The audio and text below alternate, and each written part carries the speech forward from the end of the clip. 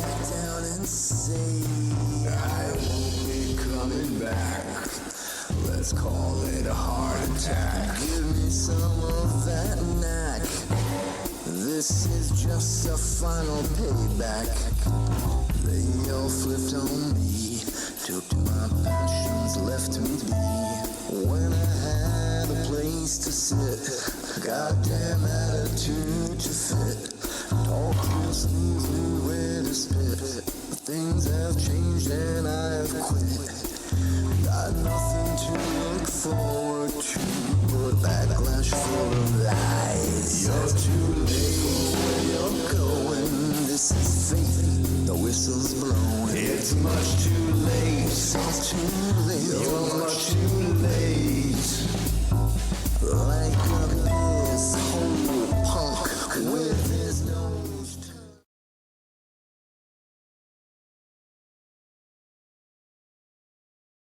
And welcome to a brand new life, to a brand new day, all the way from the wastelands of California.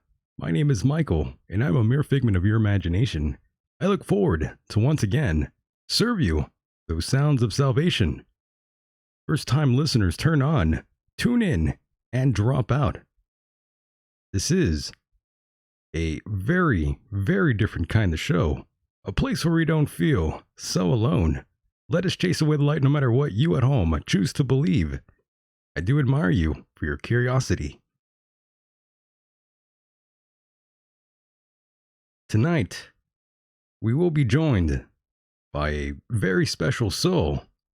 Andy Jardine has returned once again. And don't forget, you too can get involved. Your phone calls are always needed.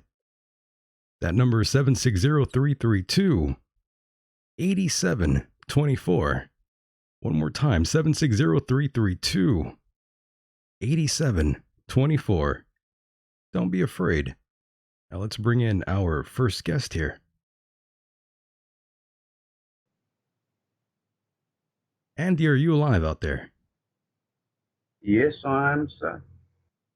I'm so glad you're here, my friend. Yeah, me too. It's good to be back. Oh yes, so much to talk about with you, and I apologize for all the issues we got into it prior to the show, just starting to get the thing rolling here. No worries, no worries. All sorts of hiccups. You know how that goes. Yeah.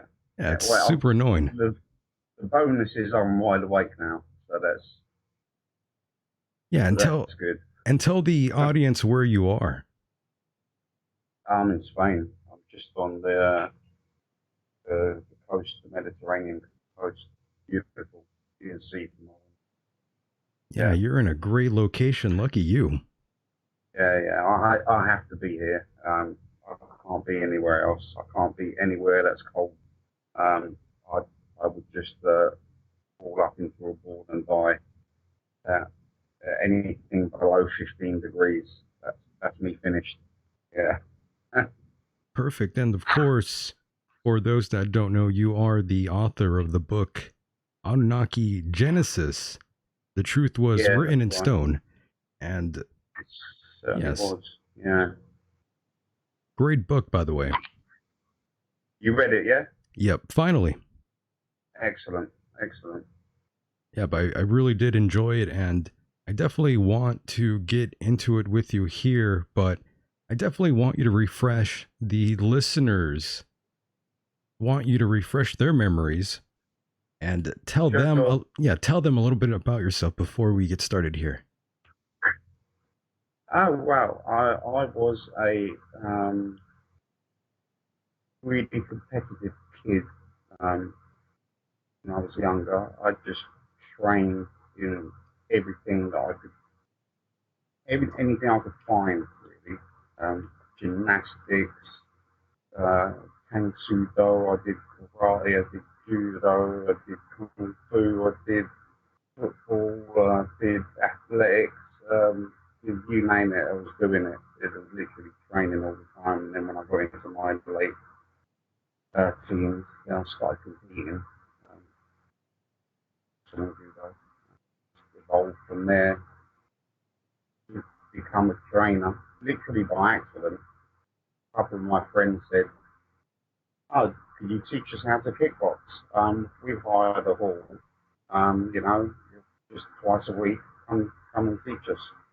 So I was like, okay. And then the next thing I know, I had about 20 people there, all paying me, £5 session. That's pretty good. It Makes seems money like out of it. it seems like the echo has slightly returned and they can't hear you now. Very Oh, low. damn. Right, let me just do that better. I could hear you okay. Chat room, can you hear Andy?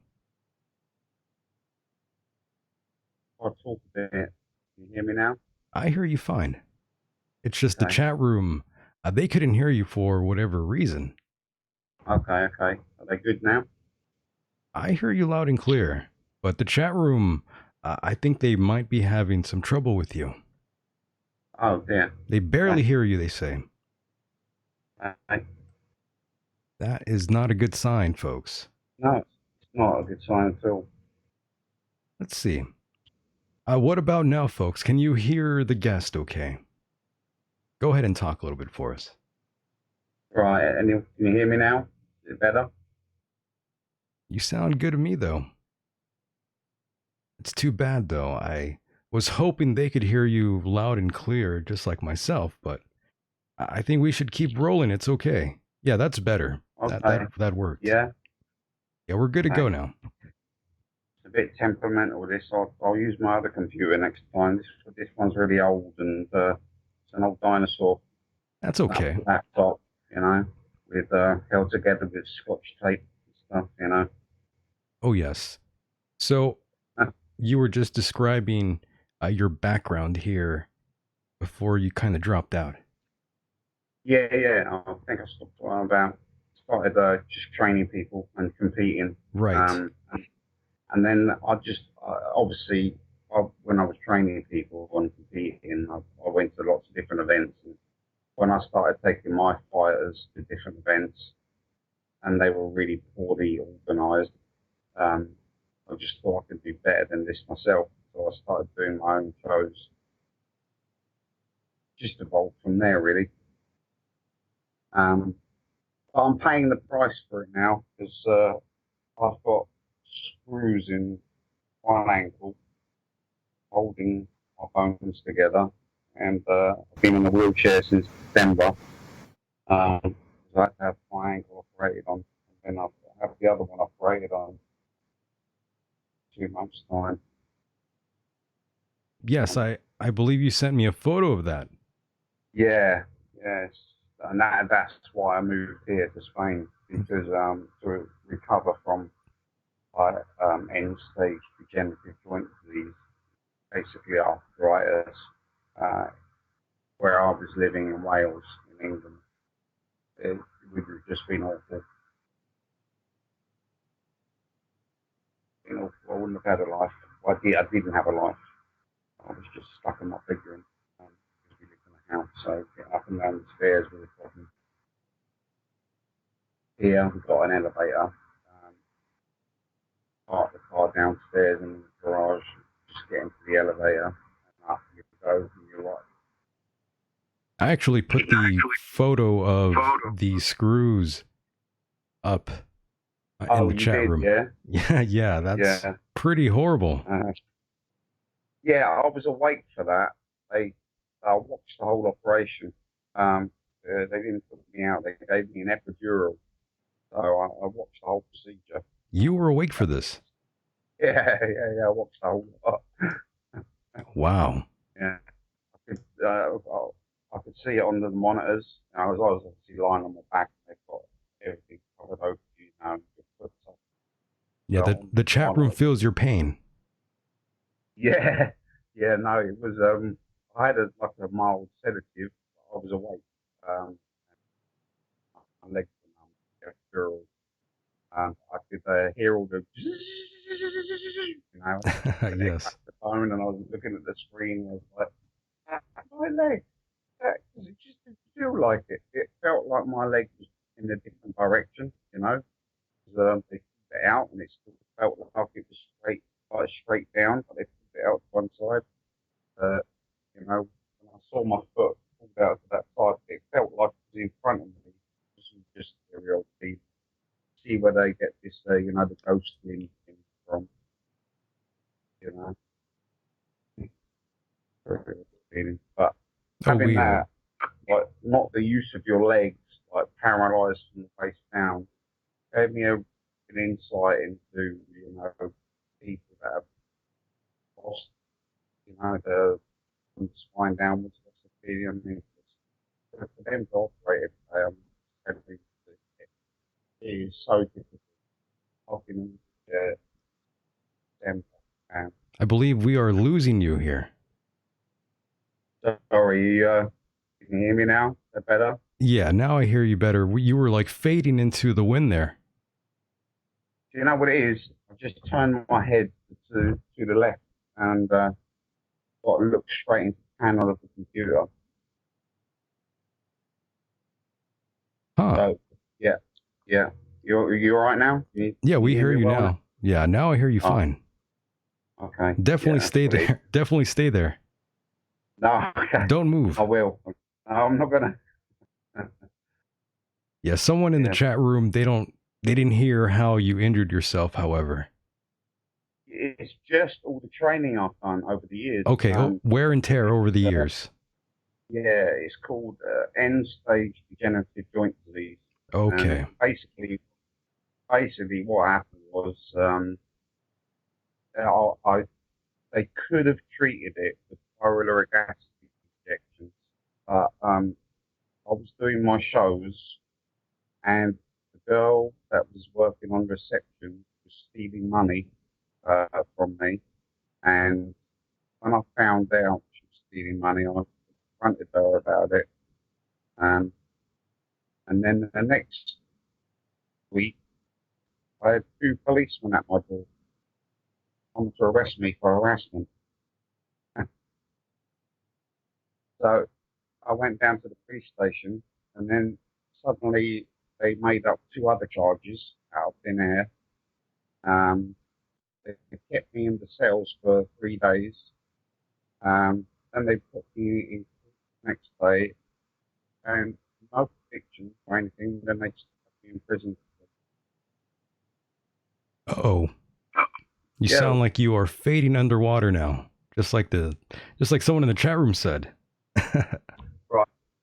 I'm gonna get in the prone position so I don't turn my head.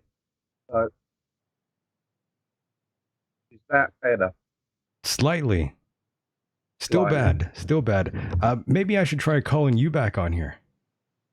Can do. Yeah, let me call you back here. Go on then. Yes, ladies and gentlemen, we are having some trouble with the guest. Man overboard indeed. Hypnotic Eye in the chat room says. Yeah, very true. It's very difficult to hear the guest. Don't know what's going on with him out there. We'll try again.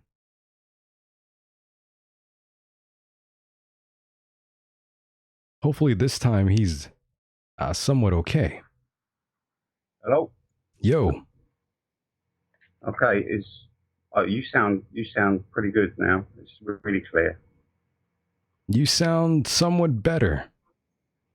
Good. Yes, let's carry on now. So you definitely injured yourself there, and that was horrific. Yeah. You didn't get I a mean, chance to treat it. Yeah, because of all that rubbish that happened with that girl, and and they sticking me in prison on remand for 4 months. It's just ridiculous. And the other reason was because she was dating a policeman, so he used his friends, to yeah, it was just an awful experience, to be honest. And then it was all dropped in the end. So like, oh yeah, sorry for all that. But in that 4 months, well, I could have got medical treatment, and it would have prolonged the the ankle joints. but because I was there, and you get vitamin D deficiency when you're in a place like that, Right. And the vitamin D deficiency really, really accelerates the joint disease. So when I came out, I couldn't walk anymore. I was like in serious pain, and I didn't know what it was. I was just training through it. When you're a fighter, you learn to train through the pain. And I was running, and every step was painful when I was running, and I was getting slower and slower and slower at running, and I didn't know what it was. And then I finally went to the doctor and said, "Look, my ankles are killing me all the time." Sent me for an X-ray, and they went, "You've got no joints left. You're just bone on bone, and you've worn away about 30% of your bone, like where it's rubbing." Yeah, I put the picture back up, by the way, so people can stare at it while you're talking again. Yeah. Good Lord. So it's it's been like 5 years now. So I finally had the operation last year on the left ankle. Have to have the operation on the right ankle sooner, because the right ankle was taking a bashing because of all the weight I've had to put on it, because I'm only on one leg. So yeah, I'll be back in hospital in a couple of months, having the other one done. So right on. Well, I hope you're okay. Yeah, no, that was the whole point of moving to Spain.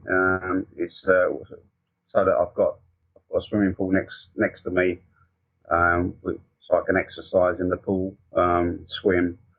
I've got the weather, which makes the arthritis so much better. It's just generally a happier place when you're in the sun, isn't it? Oh yes. It's got the sea down there. Go kayaking.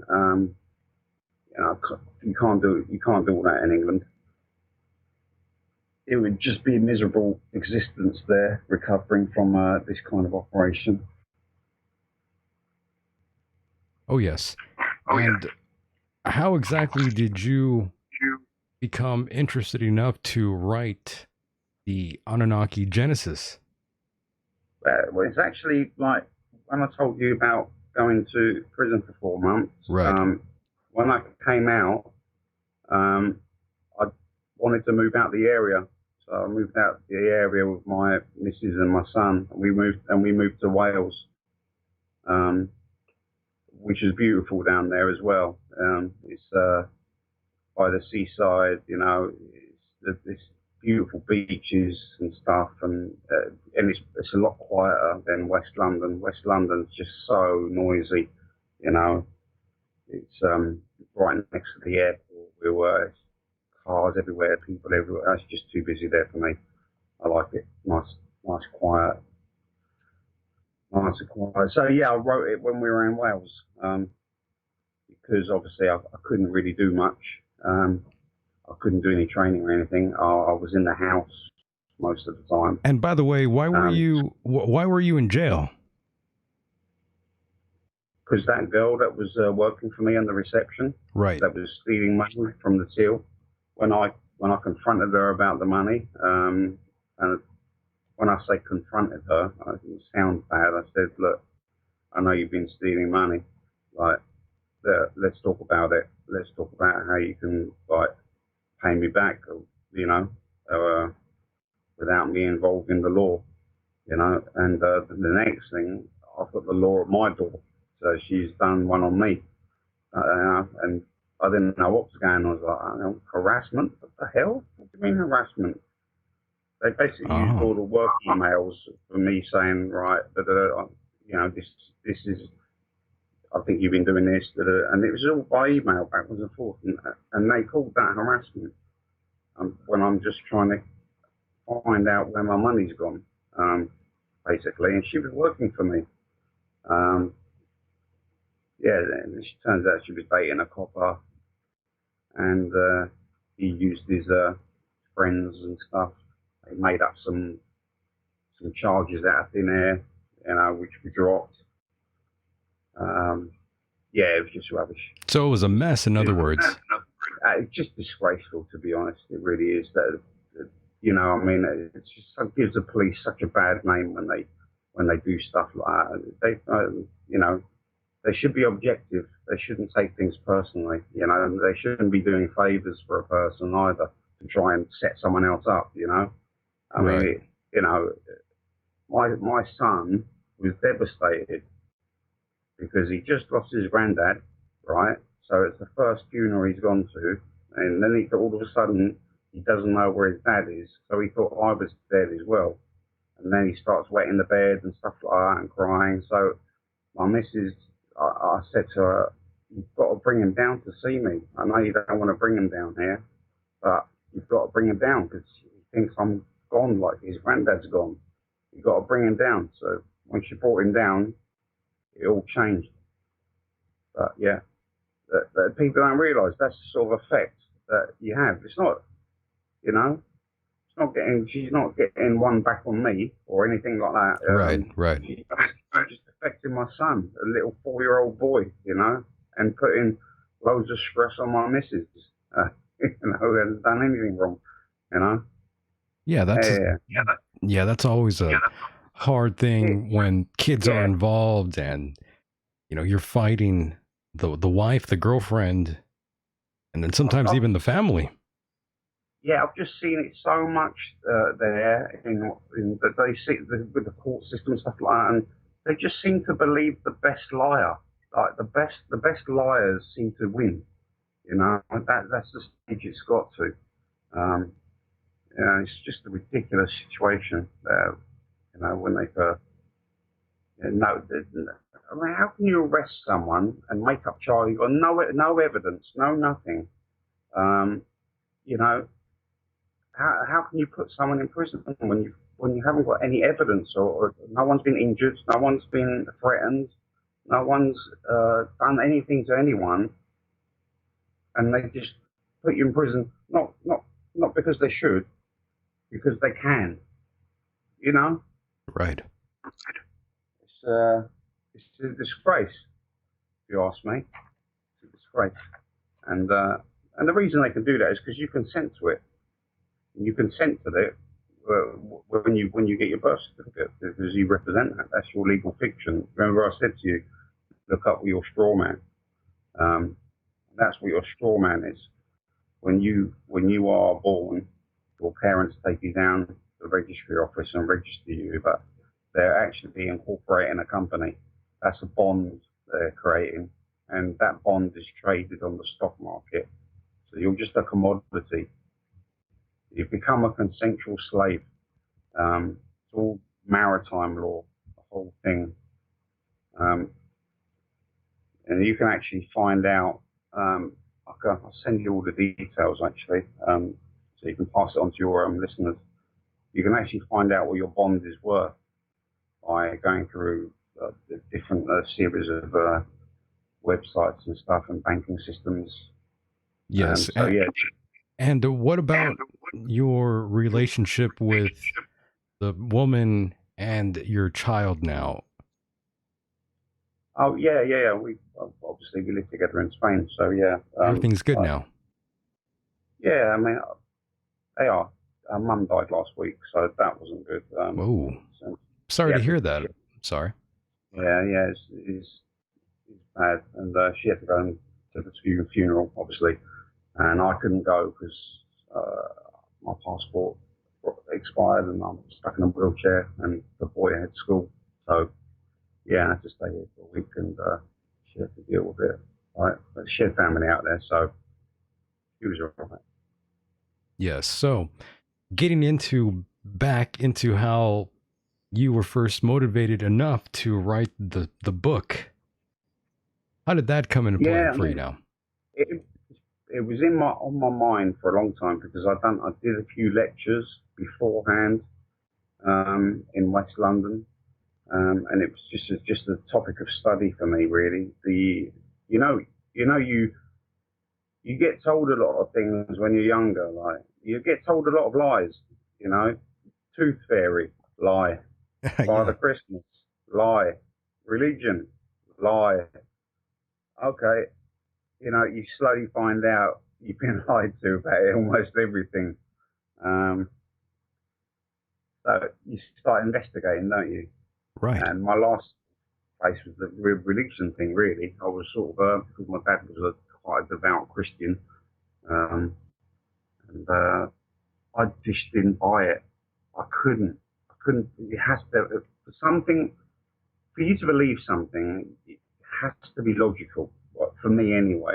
It has For a to lot make of sense. yeah, for a lot of people, they just don't Yeah. go with that sort of notion. No, it has to make sense. And to me, like one guy or one omnipotent being in the sky that answers everyone's prayers, logistically, that's impossible. If you think about it, logistically, he's still answering prayers from a few million years ago.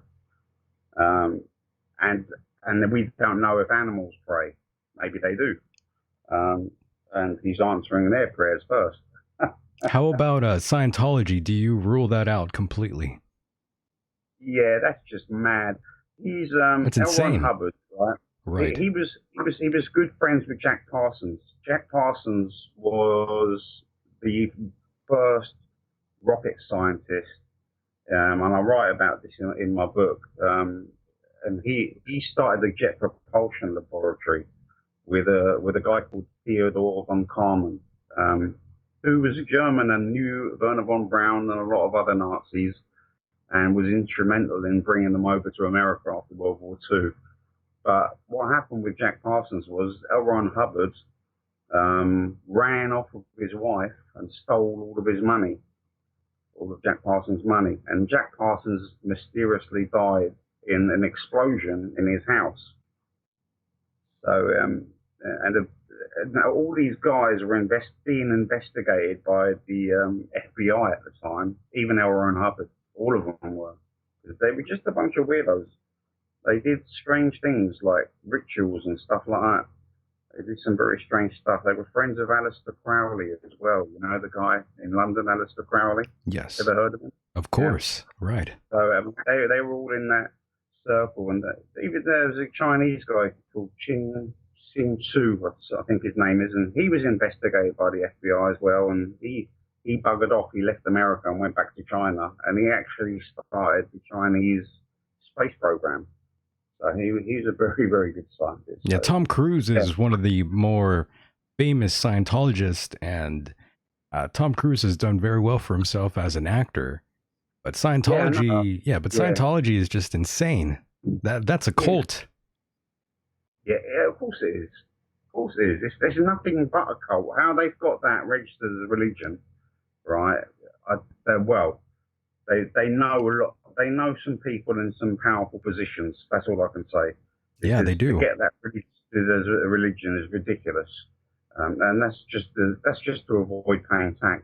So really, they've done a job, haven't they? They've done like the biggest job that you can ever sort of pull over on anyone and start the most ridiculous religion that you could ever think up, or it's worse than the Mormon religion, isn't it?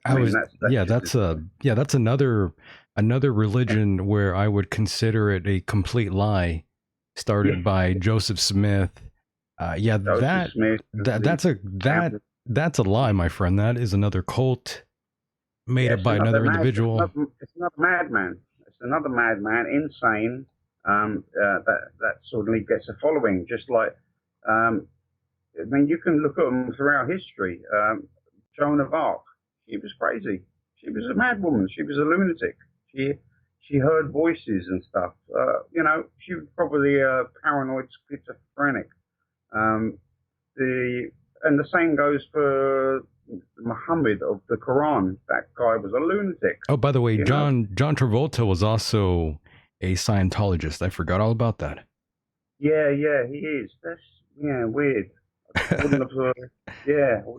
is weird. It is weird once you start to break down different religions and start to realize what they actually follow, and especially when you talk to certain people that belong to certain churches, you really start to get a feel for what they're all about, and you start to realize how insane they are. Well, they're probably join that religion for the tax benefits. John Travolta and Tom Cruise, because they probably get huge tax benefits being part of that religion. Oh, yeah. Yeah, yeah. They're well off. That's for sure. Yeah, that's exactly right. Yeah, it just amazes me. And some of the documentaries they've done on Scientology is when you start asking questions about them, they're all over you. They start filming you and stuff like that, and coming to harass you and stuff. And I saw the Louis Theroux documentary. The odd English guy. Mm-hmm.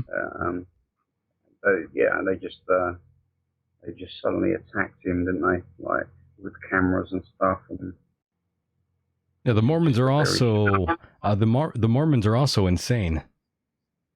Yeah, if you believe like a story like that, like a fiction, then it is like a fiction. If you believe it to be real, you've got to be a little bit mad, Well, they wear magical underwear, so that should tell you something. Yeah.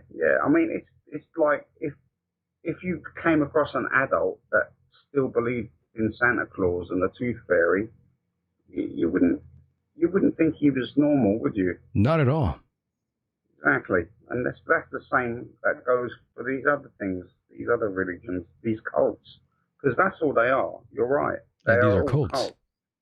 Yeah, it says started with about 10 people, and then grew to 50 people, then 100, then 1,000, then 100,000. Yeah, but it all started with a few. It's a cult. It is a cult. Nothing more. And lots of people defend their cult till the very end. It's quite unfortunate. And that's why I think these Sumerian tablets are so important, and they should be taught in every single school, and they should be taught all over the world, because every single religion we know for sure comes from these tablets and has been completely misunderstood, mistranslated, a whole shebang, Yes. What these tell you is a completely different story to what any religion tells you, and it is a wild story, but it makes sense, and it's being backed up with scientific evidence now, which is unrefutable, really. Yeah, what I like about your book, by the way, is that you mentioned Carl Sagan and how he looked into the Sumerian accounts as well. He was also into the Sumerian culture, which is he's responsible for. Yeah, go ahead. He said that the Sumerian accounts of the creation of humanity, should be looked at carefully because of how much they believed in it, and went through the effort to write it all down on clay tablets, and hundreds of thousands of clay tablets. That should be taken seriously. And when he launched Voyager 1, he had greetings from every single country in the world on a gold disc, put onto a gold disc, which was on the Voyager 1. But he also put the Sumerian language on there as well, right? Which is very interesting that he would choose that language. Yeah. Well, these people know there's they can't talk about it openly. They can't do it. Can't talk about it openly. I mean, even the rocket scientist was Werner von Braun, right? And Herman Oberth. They said, yeah, we had help from other people. Other beings helped us. When someone like that says that, you've got to listen to them. You either think you're a madman. Yes, and by the way, you're not a religious person per se, correct? No, I'm not. I'm not at all. I think it's the root of all evil, along with money. Religion is, and basically it is the banking system. That's how all the banking system started, through religion. That's a religion in itself, the banking system. So does that mean you fully believe in evolution? No, I don't. That's a fairy tale as well. So you don't believe in evolution at all? No, evolution doesn't work for humans. It doesn't work. Okay. Why do you feel that way? No, it doesn't. There's no missing links. They'll never be found. They say they will find them. One day we will find them, but they haven't found them. They haven't found one missing link. So there's like the picture that they show you with the ape on all fours, and then the ape slowly going up on two legs, and then slowly standing upright. Have you seen that photo? Yeah, pretty sure I have. Man, yeah, it starts as an ape, and you see him slowly evolving into a man. But the ape bit at the beginning and the man bit at the end, all the bits in between, they ain't there. That's just fantasy. Amazing. They've never found any of that bit in the middle there. That's just made up. So I'm curious. Yeah, I'm curious what your. I'm just curious what your opinion is on human origins, since you are not a believer of evolution. Well, if you read the Sumerian tablets, right? Okay, so they would tell you that we were created by another race of beings that came here to mine gold. And okay, so you subscribe to the ancient astronaut theory then? Yeah, I do. Okay. Yeah, I do. That's basically out of the three theories: evolution, creationism, and intervention. I go with the intervention theory. That makes more sense to me than any of the other two. And it is being backed up now with scientific evidence, because we've got geneticists working on our genome and DNA sequence and stuff like that. And Francis Crick said, he was the guy who discovered the DNA sequence. He said to assemble, to put all the molecules together to assemble like a human being would be like flying a hurricane through a junkyard and assembling a 747. He said it's that complicated. That's that, and that's also why people believe in religion, because they think, right, it's so complicated, there has to be a creator, to create it. And yeah, I mean, if you go into quantum physics, where nothing is real until everything's in a superposition until it's been observed. So the observation of something makes it real. That could be like, and that's why people believe in a God as well, because to make us real or make the universe real, something has to be observing it, according to quantum physics. So you've got a lot of religious people jumping onto the quantum physics bandwagon now to try and prove that God is real. But if God was real, wouldn't he really make it known? I don't really think that has anything to do with proving the existence of God, however.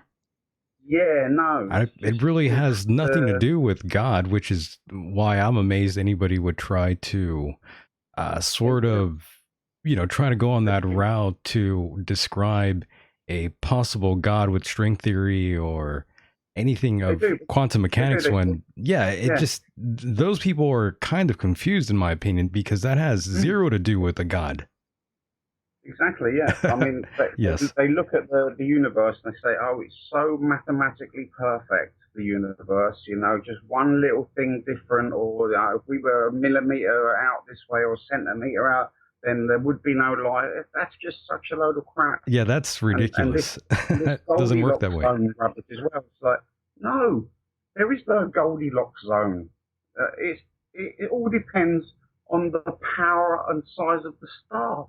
So there's no Goldilocks zone where a planet can have life. The planet can be like right next to the star, but the star's a red dwarf, and just giving off a little bit of heat, and life can happen on that planet. Or the star can be 10 times the size of our star, and the planet's like billions of miles further out than ours, but it's getting the heat, so there's life there. So there's no Goldilocks zone. What do you think? what do you think of the flat Earth theory? Just last night I had on Lee Yeah, tell Austin. those guys, get a sniper rifle, try and shoot someone 3 miles away. That's a great point, actually. Yeah, You know, they'll learn all about windage and elevation and stuff like that, and they'll find out that it ain't flat. exactly. You know, I had on a gentleman by the name of Lee Austin, and you know, I really liked the guy. I really didn't want to argue with him whatsoever because Yeah. he's like a flat earther all the way. You know, there was no getting to him. I even had told him if the earth is flat, then why is the sun and the moon in the shape they're in? Yeah, but apparently they say they're flat as well. Yeah, they say that too. So, oh yeah, I've joined a few groups just to mess around with them. You know, it's funny as hell. yeah, there's so much to say to sort of describe to them why their whole notion of the flat Earth theory. You could kind of take it apart very easily, but you know, some of those folks though they really believe in it wholeheartedly. So you really can't get through to them. No, they won't listen. They won't listen to you. And it's like the saying goes: there's no point in arguing with an idiot, right? Because it's like playing chess with a pigeon. All the pigeon will do is knock all the pieces down and strut round like it's victorious. Well, some people just don't listen to reason.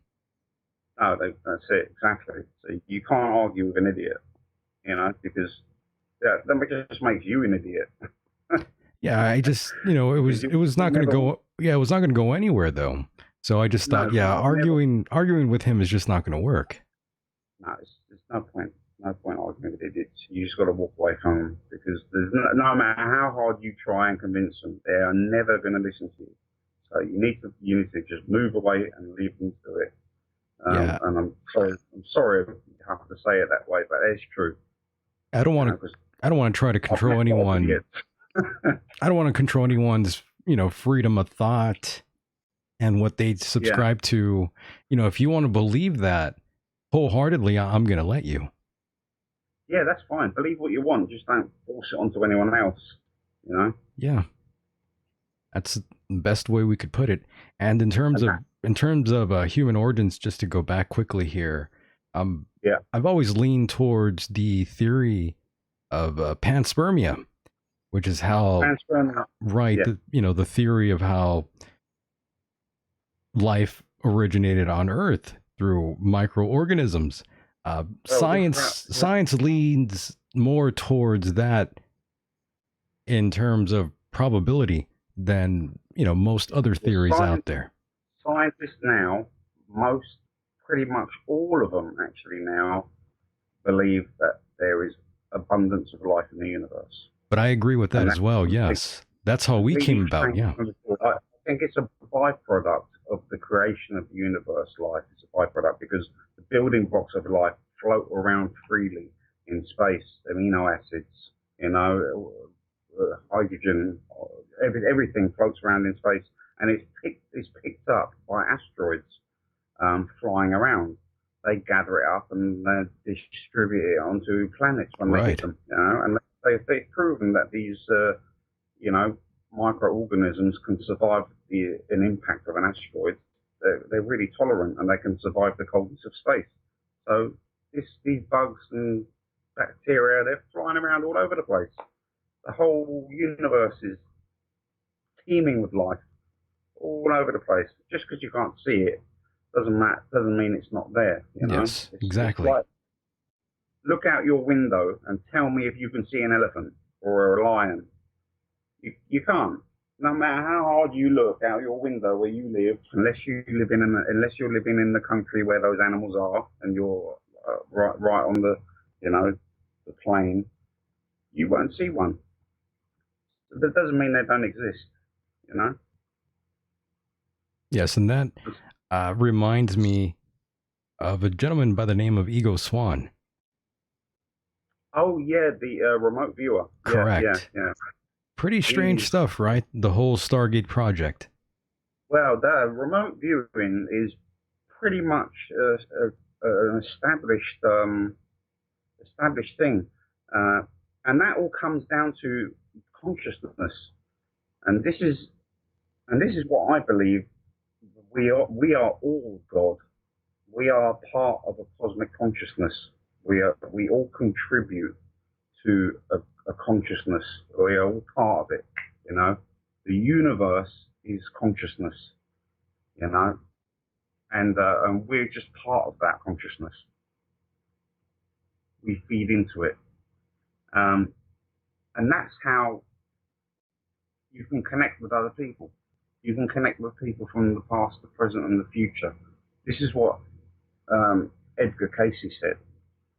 And Edgar Cayce, have you ever heard of him? The Sleeping Prophet? Oh, yes. He's the most documented prophet of all time, and very, very extensively documented. And he was very religious as well. And one guy asked him, how do you find out all this information? Is it God? And he said, oh, no, I concentrate, I go into a trance and my mind connects with the mind of someone else and I get the information that way. So this is coming from a really religious guy who could have said, yeah, God tells me, but he said, no, I connect with the consciousness of other minds. You know, you just reminded me, by the way, of David Wilcock, who believes he is the reincarnated form of Edgar Cayce. Yeah. I really like him. I think he's brilliant. He's done some really, really good study. That's a very far out claim, however. Yeah, it's a wild thing to claim. He does look a bit like him, though. He does resemble him, though. That's true. He does look like him. He really does. Yeah, it's uncanny. But you know, you've got people that I think some old photos of some actors, you know, that were alive today, and they were saying, oh, do some of these actors, like, they've been alive for like 300 years because there's a picture of them, like a Civil War outfit and stuff like that, you know. Yeah. But nah, it's just someone that looks similar. That's all it is. You know, similar gene gives you a similar look. Oh yes. Speaking of reincarnation, do you believe in that yourself? Well, I mean, reincarnation can't happen the way. Let's say you've lived a life all the way up to 80 years of age. You've been through a couple of wars. You've seen so many horrible things. You've been through lots and lots of, you know,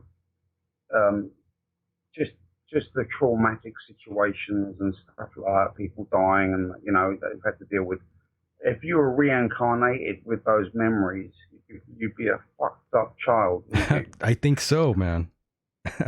Yeah. So that I think what happens is that you do retain some of that knowledge, and I think some people, the what they call the soul or the consciousness is rebooted, if you like, you know, and sometimes some memories are retained from that form of consciousness, but it can't be the same consciousness as before, and carry the knowledge, because consciousness and the brain are two different things.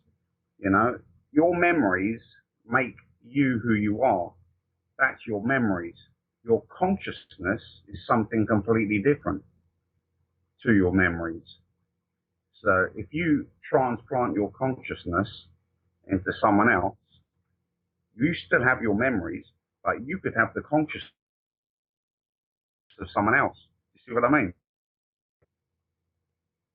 We're getting cut off a little bit there, but Michael, I lost it. Yeah, I hear you now, though. Sorry, man. Probably like the CIA listening in. Okay, damn, you worked it out. Yeah, you were cutting in and out there for a moment, but everything sounds fine. And yes, consciousness. Scientists today still have so much trouble trying to explain what consciousness really is. It's a hard question, you know. David Chalmers that's the philosopher. That's who come up with it. That's the hard question. Consciousness, the hard question of consciousness, and it is. Yeah, people don't really understand it. We know that consciousness affects the outcome of some quantum physics experiments, like the double slit experiment. That's affected by consciousness. By us observing the experiment makes a particle into a wave. And before that, it's in a superposition. So, and if you do the experiment in different ways, sometimes the particles travel back in time. Yes, and would you say consciousness is both inside and outside of the brain?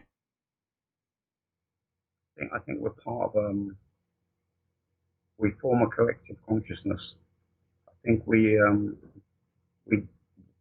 the judge, jury, and executioner of everything. I think if you have a lot of people that have a lot of hate, that the consciousness becomes dark. You know, I think people can feel that. Like they did some experiments when they looked at they did some graphs. I can't remember who did this. I wish I could remember. Like there was like a huge spike when 9/11 happened. Yes. They had some sort of apparatus, and then they looked back at other things where there was huge spikes, and it's just like the reaction from human beings that other human beings have died, and there's like a huge spike. And they also did this experiment with. I'm not sure if this story is true or not, and I don't know where I heard it, but it goes like this. There was a guy that owned a shop, a flower shop, okay, and his nephew was working for him, and they found the guy dead, and the police investigated the death, and it was a murder, and they couldn't find out who it was. So they brought in some guy that had a new technique, and he basically wired up his machinery to the plants in the place, the living plants, not the cut ones, the living ones in the pot. And they brought in all the subjects, and the only one that had a spike when the person walked in was the nephew. So the plants sort of reacted to the nephew walking in. They had like a bad reaction to him, and then it turns out that it was the nephew that murdered his uncle for the money. The plants have like a reaction as well. And they can test them. Plants, when you snap the leaf, there's like a little spike, so they're reacting to it. Yeah, that's not the first time I've heard stories like this.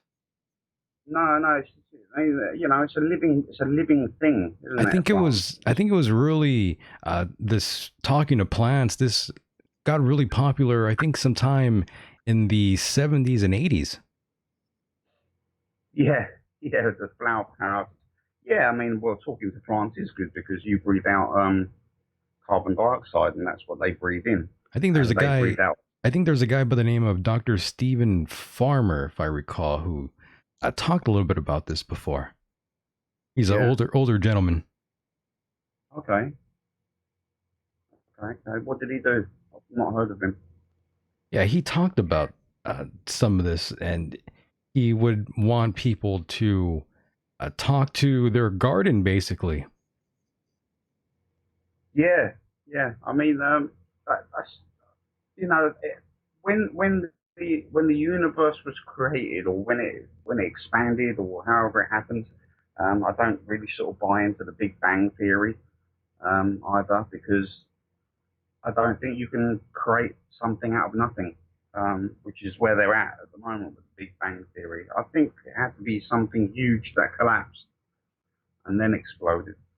But I think when that happened, everything was infused with some sort of consciousness. Everything, like planets, rocks, a rudimentary form of consciousness. Everything has, Because when you break everything down, we're all atoms, you know. That's what everything's made of, you know. And maybe each atom has a rudimentary form of consciousness about it, and maybe the particles do as well, you know. Yes, Um, and by the way, I just wanted to quickly say, Stephen Farmer is the author of a book called Earth Magic. Yeah, now I recall. okay, Yeah, he okay, great. he gets into Look all that of that up. stuff. But yeah, I just wanted to quickly put that out there for those that are listening and wondering who the hell is that. Yeah, no, no, nice one. I'll get that myself, to be honest. Yeah, Sounds in- he's like a shamanic practitioner. Yeah, I mean, there's you've got to listen to everyone. You know, you can't just write people off. You've got to listen to them. Like you know, they might have something that you've not thought about. You know, That's true. You can't be completely but closed minded. no, not at all. But you know, definitely, we know there's consciousness. We know we're conscious, so we know it exists, but we just can't explain it. Yeah. Everyone has different theories, and that's the good thing about discussion and debate, because it gets you towards the answers that you're looking for. Because when you bounce ideas off each other, um, that's how you get the answers. You know, Einstein always had a great saying. Said, "Simple minds discuss people, average minds discuss events, and geniuses and not geniuses, and you know, great minds discuss ideas." He's right about that. So yeah, it's true. You know, you can see it. The people that talk about other people and stuff. I never get into that sort of discussion when someone's like, you know, slagging someone off or something. And it's okay. I don't want to be part of that negativity. You know. Right. And I'm sorry to completely change the subject No, here, go but for it. I definitely wanted to switch gears ever so slightly here and bring you to the attention of a book that we discussed in private a couple weeks ago. We actually talked about it. The book Yeah, Somebody Else is on the Moon. yeah, by George Leonard. There you go. Yeah, that is fantastic. I mean, that was taken out of print by the government. That book. I mean, you can buy them on eBay. I think I bought one for £75. They're rare. They made a reprint of it, which is rubbish. The reprint, but the original one, if you can get hold of one of them, definitely get hold of one of those and keep hold of it, because that's a real collector's item. That is. But the story of that goes, there was a guy called Vito Sakari, and he was an oil engineer, and he had a friend that got hold of this book, and he rang Vito up. He said, "Look, Vito, you got to come with me to NASA. You got to come with me to NASA. That you know, I've got this book, and you've got to see it." And so he was like, "Okay," and showed him the book. He said, "Okay, let's go down to NASA." So no one's ever done this. NASA's always said, right, we're a public company. You know, anyone's entitled to come and look at what we do and see what we photograph. And da, da, da. No one's ever done it. No one's ever gone to NASA and say, yeah, right, okay. So as a taxpayer, we've got the right to have a look at what you're doing. So this is what these two guys did. They went down and they got basically snowballed by NASA and given the runaround and you know, sent backwards and forwards, and then they were investigated, you know, and all sorts of stuff until finally they got an address of a building down this long, like narrow road that just went into like a forest, and didn't have any signs on it or anything. It was just a building basically in the middle of nowhere with all these people working in it that work for NASA and probably CIA as well, because everything that NASA broadcasts goes through Langley, and that's CIA headquarters. So yeah, they've got a big part to do in NASA. Um, but when they got to look at these pictures, they had the pictures in George Leonard's book are not very clear because obviously it's a small book and the quality is not good. But they had the the numbers for the pictures. They said, look, we want to have a look at these pictures, these numbers. So the guy said, all right, wait here. You know, they had these in the room, great big tables, huge tables, and he brought out the pictures. And it's not like a little photo like you think it would be, like a Polaroid photo or the ones you get from the the Photoshop and they've been exposed, printed. No, these photos are huge. They're like about 6 foot by 4 foot. It's a huge photo. It takes up the whole table. And they said when they saw these photos and they saw what was on the moon, they said they feared for their life. They thought, shit, are we going to get out of here alive? Now, we really don't want to look at these anymore. They were really scared. They saw structures on the moon, old buildings, ruins, pipe work, derelict machinery, or they saw all sorts of things in these photos. And when they went, they said, right, we'd like to buy these photos. So they paid the guy there $1,000 or something. And they said, yeah, we'll send you the photos. And when the photos came through, they were just like, your normal size photo, not a great big one that they looked at, and it was all distorted and blurred. So, and that's basically what you get from NASA, just a blurred photo of something. But the actual photos are pretty damn amazing. And another guy called Carl Wolf, he was working for NASA, and he got asked to come in and repair one of their machines.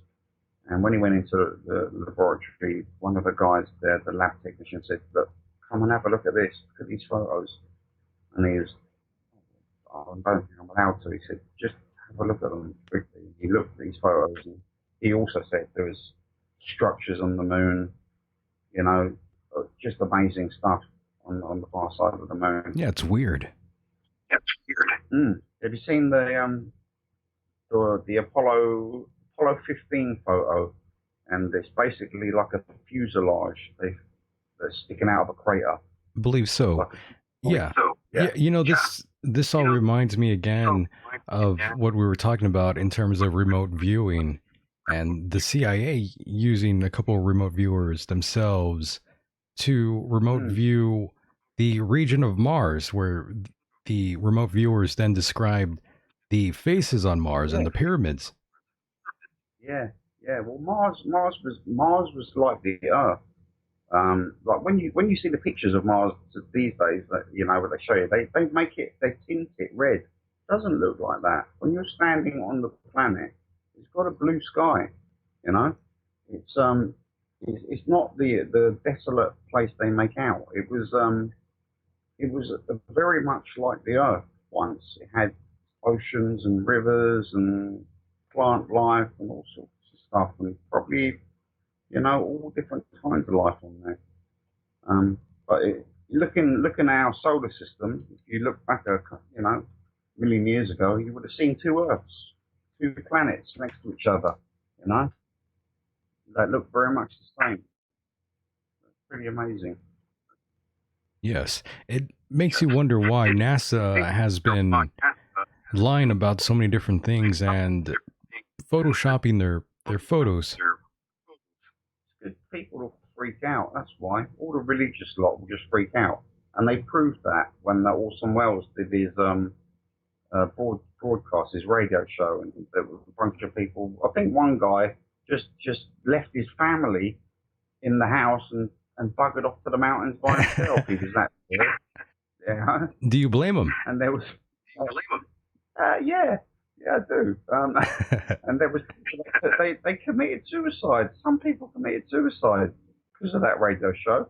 I mean, that's how much the religion that they believe in makes them fear something else that they don't believe in. I don't know. It's confusing. But that's why they do it, because they know that there would be like huge pandemonium. People would be like, "Oh no!" People would just lose it. They would lose it. They wouldn't be able. They wouldn't be able to deal with it. They wouldn't be able to deal with it. And they know that, the government, they know this. So you can't blame them for keeping it from the public. Yeah, the mass hysteria would be a problem.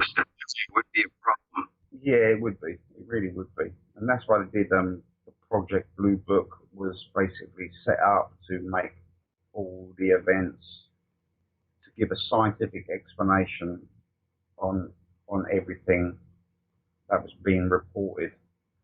Um, and they assigned a civilian scientist, J. Allen Hynek, to work with the Air Force. And in the end, he couldn't deal with it no more because he was so fed up of lying that he just came out and told everyone the truth, and then mysteriously died. Yeah, it's funny you mentioned Project Blue Book, and I'm Yeah. starting to hear that echo again. Ah, Oh no. what's Yes. happened? I don't know what happened there, but I'm hearing myself again now. It's come back. It's come back. Yeah, it's come back to haunt us. Yeah. But yeah, in regards to Project Blue Book, there is a TV series now that's been going on. I'm not quite sure if you caught that, but I think it's been on the History Channel. Yeah, I've seen that. I've got to watch that. It looks pretty good. I think I've watched something else. What is it called? Sci Factor. That's what I've been watching. That's pretty good. But I tell you what, if you can get hold of a series called Dark Skies, that was done a long time ago. That is absolutely brilliant. That one. That's all to do with the Warren Commission and stuff like that, and Truman when he met the aliens and stuff, which is allegedly what happened. But that's a pretty good show. That. Yeah, there's a movie called Dark Skies, by the way. Yeah, it's the movie's crap. But that's I was gonna say, but that's a different different thing there. Yeah, the movie's crap. It's a series. It's a TV series. Yeah, if you can get hold of it, it's called Dark Skies. It's excellent. Excellent. Really good. Yeah, I know what. I know what TV TV show you mean. It's an old one. It is an old one. Yes, and now everyone's saying there's a clone now. A cult of what? No, let me call you back here on Skype. Let's see if that fixes it. Okay. Yeah, we were having some really annoying echo issues there, ladies and gentlemen. It was really scary. Yeah, I'm with you, chat room. It was a clone. We must kill the clone, ladies and gentlemen. Let's see if this will fix the problem. Ringing away. Hello. There we go. Gone? I think so. I'm not hearing myself. Good. I think we probably killed the clone. I hope so. Yes, very good. So, back on track here in regards to terrible TV shows that were canceled. Lots of these TV shows really never last very long when they deal with extraterrestrials and that nature. It's pretty unfortunate, really. I was trying to think of the one that I really, really liked, and that's called Strange Angel. That's the one I watched recently as well, and that's basically about Jack Parsons. And I thought, well, it's about time they did something about Jack Parsons, because that guy's never mentioned really, and he's one of the great rocket scientists of all time, Yeah, so that's what that show's about. Yeah, it's called Strange Angels. Really good, because it shows you all the weirdness that these guys get into, like in the desert and stuff, and these weird cult, they're part of this weird cult, and this is where L. Ron Hubbard's all part of this strange cult that they're all part of, and you see it all in this show. This this weirdness. They go to these weird sacrifices, and and that's just very odd. Yes. Hmm. Scientist by day, really strange, freaky guy by night. Oh, yes. And of course, this draws me to a much more serious issue that went down in New Zealand. I wanted to get your take on the latest shooting that took place, a quote unquote lone gunman, which we know there was a few other Yeah, people involved. yeah. I've not heard how they've been involved, or what they actually did. But I actually got sent. A friend of mine sent me the video. Oh, okay, I so didn't you know what it saw. was. I didn't know what it was. Mm, There was no writing. He just sent me the link. So I've watched it, and I couldn't make any sense out of it when I was watching it. I thought it was a game. It was like a first-person shooter game. that's what it looked like Um, at first, yeah. because he had the shotgun, and then they threw the shotgun down, and it looked like that game Doom. You remember the game Doom when he had Of the shotgun? course. It just looked like that, and the gun was weird. It was all painted with different. It all had white all over it. Just like, this is just really weird. What is this? A new game or what? And I don't know. It looked very strange to me because he walked into the.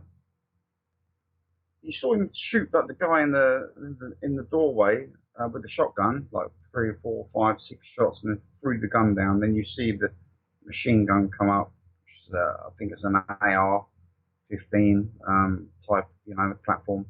And then, but he walks into the room, he shoots it. You can see him shooting a few people that are just walking past, but there's a whole pile of people on the floor already when he walks into the room, and he's just shooting at them again.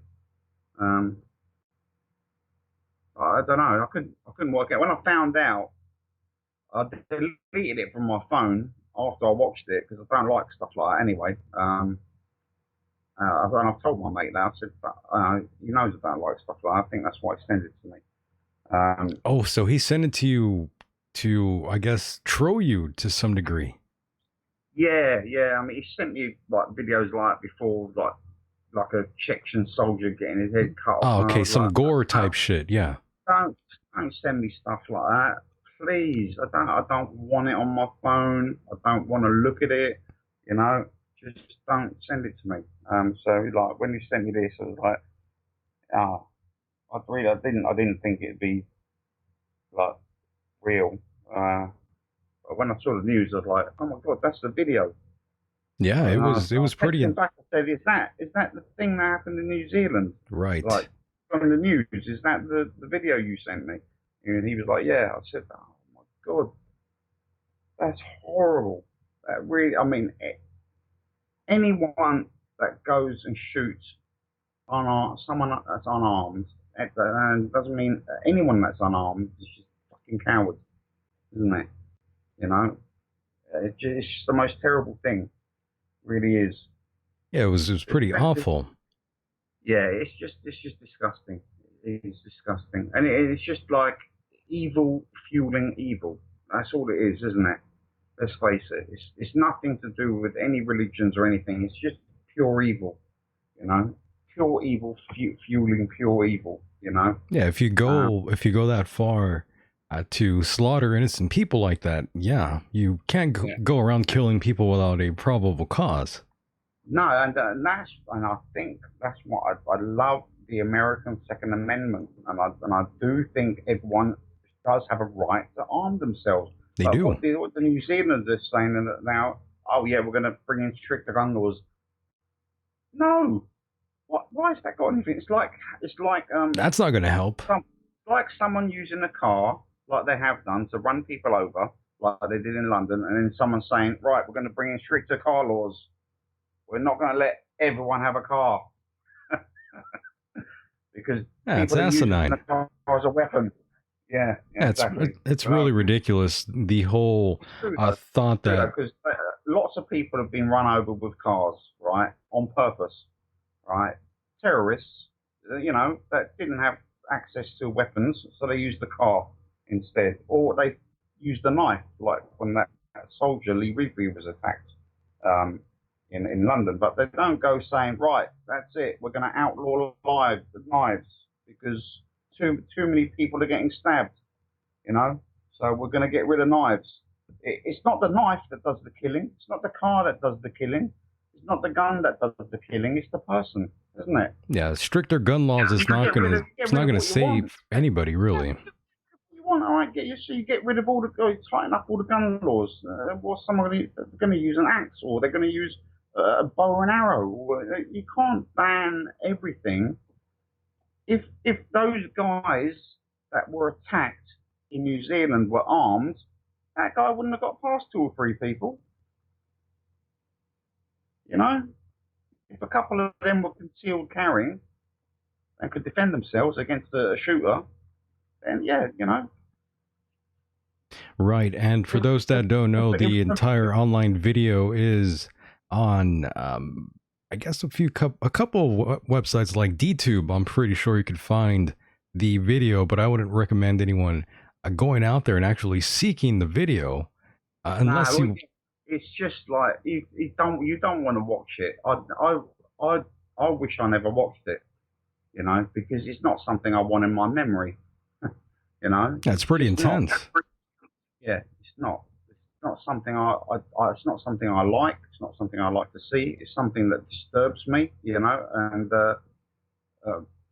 it just makes me feel shit, and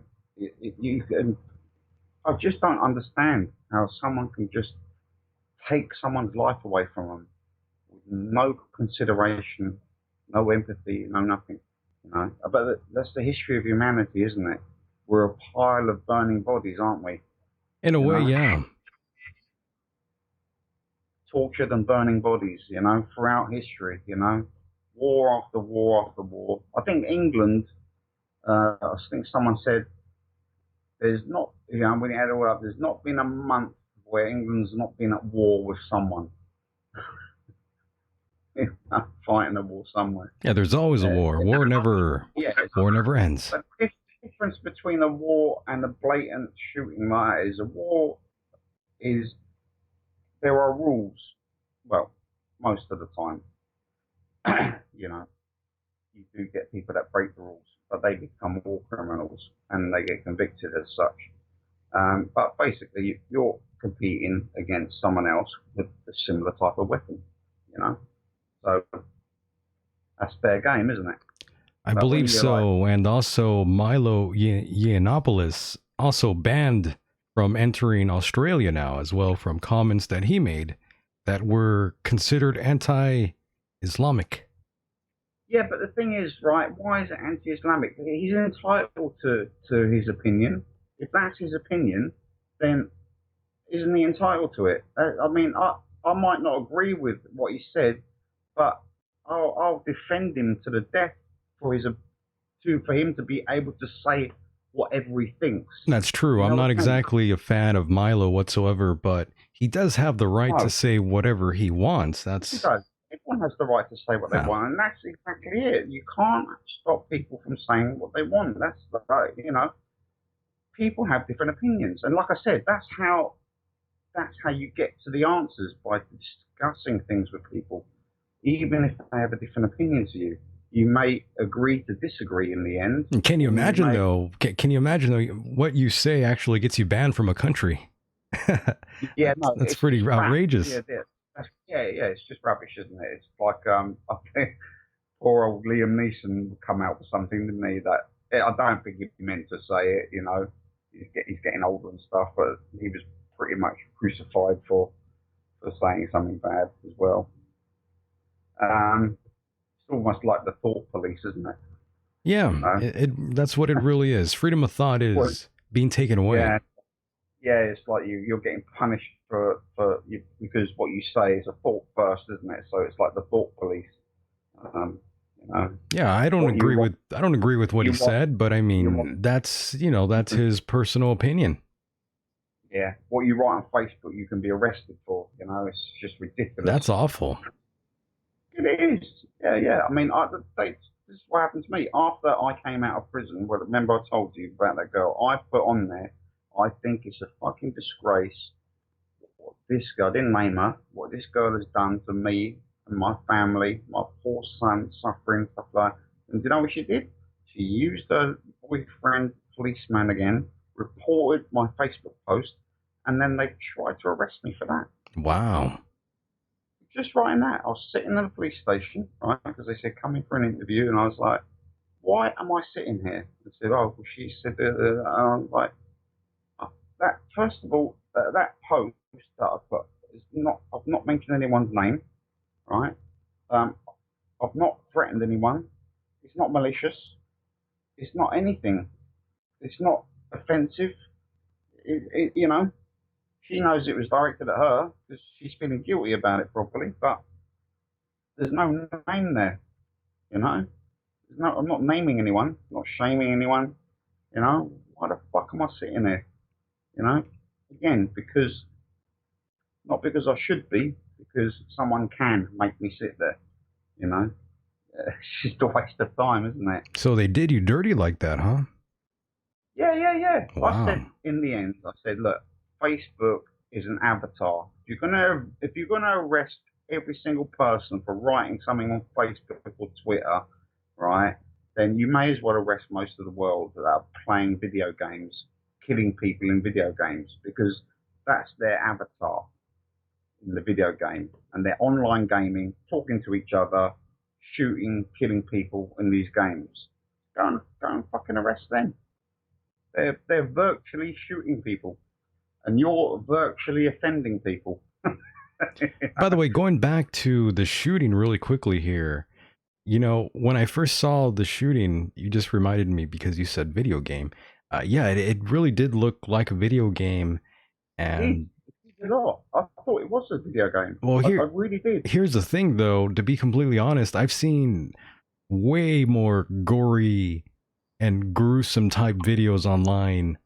This shooting was somewhat tamed, slightly, until you really, you know, think about what happened, and then your mind starts racing in terms of what would happen if I'm in that scenario. Would I run to the nearest exit, or would I run to a corner like those poor people did in the church? And also, I heard someone say on social media, I didn't see any blood come out of anyone when he got shot, but no, I saw blood. I saw a lot of blood. Yeah. I saw people's heads being shot, and I saw that woman's part of her hair fly off, which was part of her skull, leaving her head there. Okay, I must have. I probably didn't watch the whole lot then. I saw plenty of blood, believe me. Yeah, for those that say it was fake, I think you're an idiot. That was pretty damn real to me. There was plenty of blood. I saw a lot of that. And another thing I noticed was he was extremely accurate with his precision. He knew exactly what he was doing, and he took out this woman from a distance. I don't know how many feet away it was, but it wasn't a short distance. And I thought when he came out of the gates of the mosque and started firing down the street. Yes, I couldn't really see what he was shooting at because I didn't have my glasses on. Well, it was on my phone. It was out of range. You can't really tell who he was shooting at. Yeah. But when he shot across from the yard, right there at the mosque, he nailed this woman from pretty far away. And that's when I realized, okay, that's not like a regular Joe. It's not like a regular person that has played video games their entire life. This is someone who was actually trained to do exactly what he did that day. So to me, this was perhaps this guy, he traveled around. So I'm pretty sure he was trained by some sort of extremist camp out there, some extreme Islamic group he probably got involved with and learned various training methods, because this guy definitely was not a rookie. You think you think he trained with an Islamic group and then that's what I'm led to believe, to be completely honest with you. It's being investigated right now. Yeah, I mean, you're definitely right. He definitely knew how to handle a weapon, and you could see he knew how to use them. That wasn't someone that's firing that weapon for the first time. I mean, Not at all. he got a jam, and he knew how to clear it. You know, um, so that's someone that's used the weapon like a few times before. So you're dead right there. He had Um, great accuracy, believe me, and it's not exactly as easy as it looks when you watch a no, it's movie and people not. are shooting. No, For those that never actually fired a weapon in their entire lives, it's a lot harder than you think. Trust me. no, it is. No, yeah, I go shooting once or twice a week, and I shot it many is guns. Yeah, it's very not that simple. very difficult. Very difficult to get things on target. You know, you see the films and they're like hitting people running and stuff like that. It's like, no, you would better do that. Nah, man, I this was mean, not a regular Joe. you've got to be trained like a SAS to hit someone, or a Navy SEAL or something like that. Those guys train so they can hit Yeah, these moving targets. and You know? the chat room is right. They're saying that he was cool, calm, and collected, which is another reason what led me to believe that yeah, this guy was definitely trained to do this. We are not getting the full story yet because I don't even think the media Nah, even has the full story yet. Just like the shooter in Vegas, we all yeah, know that is BS as well. And yeah, Gang of Four in the chat room says Michael he had no emotion at all.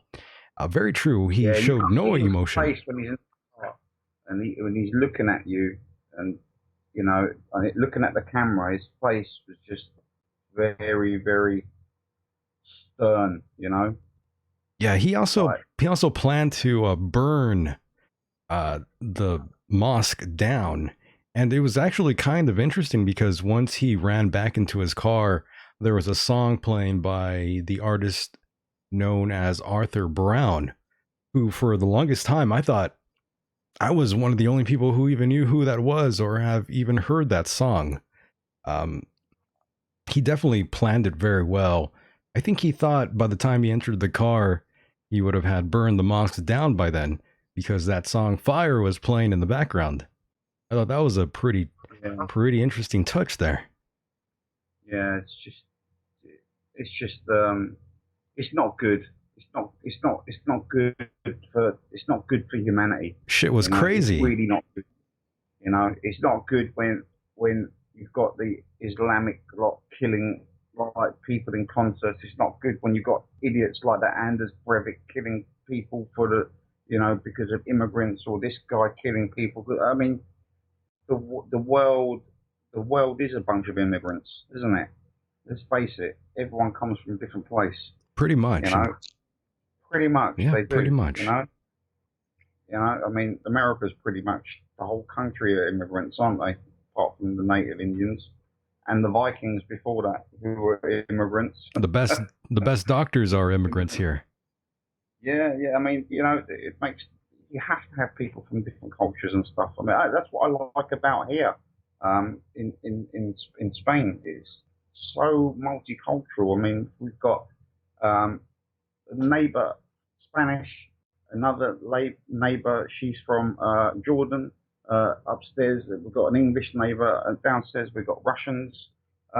Then we've got Ukrainian just over the street from us. Then got some Spanish downstairs, and we all talk to each other. And it's great. It's absolutely fantastic. That's true, but some Have people don't see it that way. You know, some people think Yeah, that yeah. there's some But sort of Oh, go we ahead. felt that in Wales. That even though the Welsh, they're really polite, they're really nice, but we never made any friends in the 2 years we were there. The only friends we had that we did make were from Portugal, and they had and a Muslim family as well. We were friends with them as well because they were sort of outcast. A Chinese family we were friends with as well. They were sort of outcasts. So were the Portuguese, and so were we because we're like dark skinned. We look Mediterranean, me and my missus. So yeah, it's just very strange. Yes, indeed. That sort of mindset to have is dangerous. Yeah, it's really dangerous. Yeah, I mean, kind of, yeah, you just look back at, the just the things people have done in the past, against other people, like with slavery for a start. I mean that's just why would you want to do that to someone? Why would you want to make someone a slave? It's just awful. Well, because some people, like, for instance, like the last guest I had on, he was a creationist. And there's some people that Oh, believe everything in the Bible. yeah, They say yeah, if it's they're in the dangerous. Bible, it must be true. Yeah, and yeah, that's it. I mean, to believe something that's in a book, that's yeah. I mean, it just tells you one thing, doesn't it? The King James edition uh, of the Bible. Which edition are they reading? There's lots of editions of the Quran as well, different editions. I think there's two, isn't there? There's the Mecca one and the Medina one, and then you've got tons of different Bibles. You've got the Old Testament, the New Testament, the King James version, um, Deuteronomy, Numbers, all sorts of different stuff. Yeah, anytime I get into this discussion, I always try to bait most people when I talk to them, off air about religion and the Bible. And lots of times I always ask, do you accept everything in the Bible? I'm just curious. And then that's when they'll say, of course, it's in the Bible. It's real. I believe everything. I agree with everything. And then that's when I'll say something like, so there are several things in the Bible that I'm sure you probably do not believe or agree with. And that's when I bring up, of course, slavery. Mm. And, Yeah. you should kill your Or, or, child if he strikes you. or using a newborn baby and burying it alive on the cornerstone of a new building. That's in the Bible as well. That's what they used to do. That's in the Old Testament. Yeah, and so is You know, happiness is smashing children upon the rocks. yeah, yeah, and then circumcision as well, like genital mutilation. That's in there. That's in there. You've got to do that as well. I mean, come on. Yeah, there's a lot of in It's there. just There's a lot in there that I can't see myself agreeing with. they're just books of hate, If you aren't they? take the Let's face Bible in a literal sense, that is. it. But the thing is, they're plagiarized from the Enuma Elish and the Atrahasis. These are the old texts, and they basically, when they were found by people that didn't know how to translate or read it properly and just misinterpreted it all, that's how you ended up with the Bible and the Quran, because the Quran's just plagiarized from the Bible, and the Bible's just plagiarized from the Torah, and the Torah's plagiarized from the Enuma Elish, and that's the Sumerian clay tablets. That's where you go back to. Yeah, the Epic of Gilgamesh. The Epic of Gilgamesh, exactly, and the flood, Noah's Ark. That's the Ziazudra. That's the story of Ziazudra. That is Noah's Ark. So you can have all these stories reflected way further back. And the strange thing about the story of Jesus as well is you've got a bunch of other people with exactly the same story. You have Krishna, who has the same story as Jesus. Dionysus has the same story as Jesus. Horus. Attis of Phrygia, he has the same story. There's loads of these older gods or older divinities or whatever you call them that have got the same story as Jesus. They, star in the heaven. They are born of a virgin. Three kings. Resurrected. They were crucified. They have exactly the same story. And so it's just a bit strange, isn't it? That all these other figures have all exactly the same story. I think it's yeah. In the chat room, it says there is fisting in the Bible. I'm not sure if there is, but Maybe there is. I'm not quite sure. I haven't found that Yeah, part yet. fisting each other in the face, probably. Yeah. Good It's Lord. it's I know when I read the Bible, I didn't feel good after I read it. You know what I mean? I was like, hang on a minute, this this person they call he hates humans, and the humans hate humans. It's a There's weird. It's a not weird. That's a weird story, yeah, man. too much killing and obeying and not obeying. And if you don't obey, you'll get killed. And da, da, da, no, it's like, no, thanks. And then I read the Quran. That's exactly the same thing. I think reading the books actually put me off religion. You know, it was like, oh, Jesus, that, And what do you that's the think wrong word. of Muhammad? I think he was a madman. Yeah, Was he he a was a. pedophile? Of course, it was. He said it himself, didn't he? I I mean, believe he it's pretty did. well. He's pretty well documented because it's much more recent. He would be. He Jesus seems like a. is He seems like a documented. real Catholic type of guy. Yeah, yeah, yeah. That's it. It's really, really similar, isn't it? And Yeah, there is a massive similarity with Catholicism and Islam. they're They're really, very, yeah. very similar. That's why I said that. Yeah, Yeah, very odd, isn't very, it? yeah, yeah, yeah. But it's because they all come from the same source. That's why it's the same. It's the same religion with a different name and a few different rules. That's all it is. Was that God's plan for those kids to get molested by Yeah, Cardinal George Pell? yeah. It's just awful. I mean, that and the church gets and all they do is they don't get punishing. They just move them from one place to another. You know. I mean, the Vatican was is the most corrupt place in the world. You know, they're their own country. They don't pay no tax, right? Anything that's of importance to the history of humanity is locked up in their cellar, so no one can find out the truth. They got the Swiss guard there, so in case anyone wants to break into the place and find out the truth, um, you know, they helped a whole bunch of Nazis escape. Um, they just they're just a horrible bunch, aren't they? They really are. Really are. That's true. You definitely have a lot of these types of individuals that are in the church that take advantage of their own flock, just like the pastors out here in California who are multimillionaires. Yeah, because they don't pay no tax. I always like to say, Andy, by the way, it's not against the law to profit off of others' ignorances. Yeah, yeah. But they really, really exploit that. They sure the hell do, man.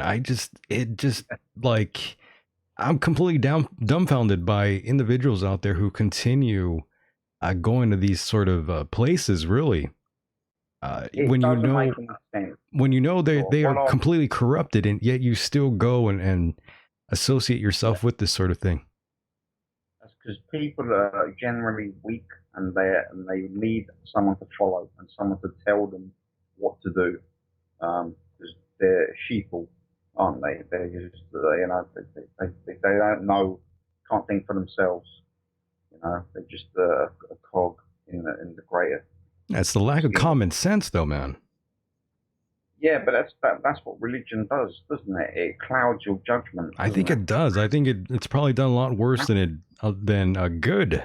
These last Yeah, what I don't know how many years now, but it's been it hasn't really been that beneficial. no, no, not at all. I mean, but you could do an experiment, couldn't you? With like, you know, this you get 20 kids of the age of 5 and another 20 kids of the age of 5, and put them in two different like academies.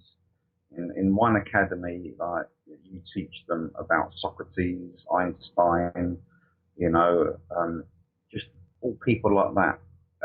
In the other academy, you teach them about Hitler, you know, the Bible, Muhammad, and Stalin, and people like that. After 20 years, right? What are you going to have? out of those two academies. Tell you what you're going to have. You're going to have the academy that was taught Socrates and Einstein and stuff like that. You're going to have a bunch of uh, well, you can have one or two geniuses amongst them. You can have some philosophers. You're going to have some intelligent people there that listen to reason, you know, and will discuss things with each other. The other camp, you're going to have a bunch of sociopaths. They're all fighting with each other. Yeah, that's true. And the fighting just never stops. And I have another question for you. In terms of, again, religion, should we ban religion completely? Do you think that would be beneficial for, let's say, America, a Christian Oh, wouldn't it dominated be nice? country? Yeah, it wouldn't be nice if you could ban it. But the thing is, it sort of is sort of in the First Amendment, right? The separation of church Church and and state, state. right? Yeah, but they don't really listen to that because I don't see a separation of church and state anywhere. I don't see a separation of church and state in America because I'll tell you why. When Obama was sworn in, and I've had an argument with someone from America on the internet, and like he unfriended me because he didn't like what I said. I said, yeah, it's two different perspectives, isn't it, from where You I am and you where you offended are. him. I offended him because I said I don't believe that they are obeying the First Amendment by swearing in on the Quran, which is what Obama did, and swearing in on the Bible, which is what Trump did. I think they should be swearing in on the Constitution of the United States. And I think in England, they should be swearing in on the Magna Carta, which is basically what the Constitution is based on. That's what they should be swearing in on because that is the laws set forth for the people of the country, isn't it? I believe so. We don't, I, we don't follow the laws of the Bible. You follow the laws of the Constitution. You follow common law.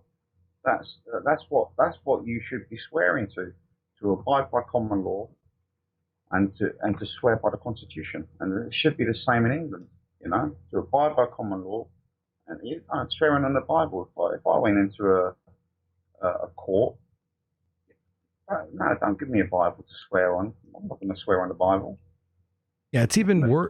It's even getting worse out here in Doesn't it? America nowadays. By the way, Andy, Yeah, yeah, in terms not just with religion, but in terms of the LGBT community.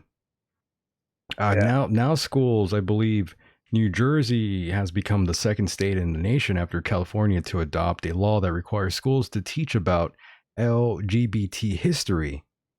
And, yeah. personally, I think that's not such a smart move to try to indoctrinate kids at such an early age where they No, should be focused on being kids and not having to worry yeah. about these more adult decisions they make.